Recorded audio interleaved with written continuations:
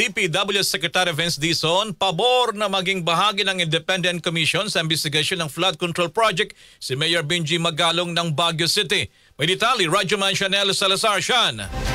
RMN Live Report. Itinuturing ng Department of Public Works and Highways na isang positibong hakbang ang posibilidad na maging bahagi ng Independent Commission sa pag-iimbestiga sa flood control projects si Baguio City Mayor Benjamin Magalong. Sa ambush interview sa Zambales, sinabi ni Dizon na matagal ng forefront si Magalong sa pagsusuri at pagbabantay sa mga proyektong may kinalaman sa flood control. Kaya malaking tulong ang kanyang posibleng partisipasyon sa komisyon.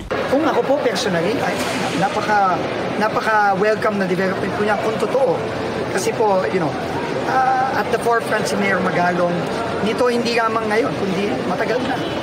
Sila, nung iba pang mga opisyalis natin, matagal nang nagsasalita. Samantala, wala pang impormasyon si Dizon tungkol sa umano'y pagsali ni General Nicolas Torre III sa komisyon at iginiit niyang desisyon ito ng Pangulo.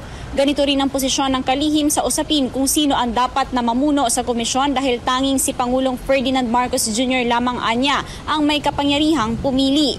Binuo ni Pangulong Marcos ang Independent Commission upang repasuhin ang mga flood control projects ng DPWH sa gitna ng mga aligasyon ng anomalya sa pagpapatupad ng mga ito. Kasama mo sa DZXL RMN Manila, Radyo Man Chanel Salazar, Tatak RMN.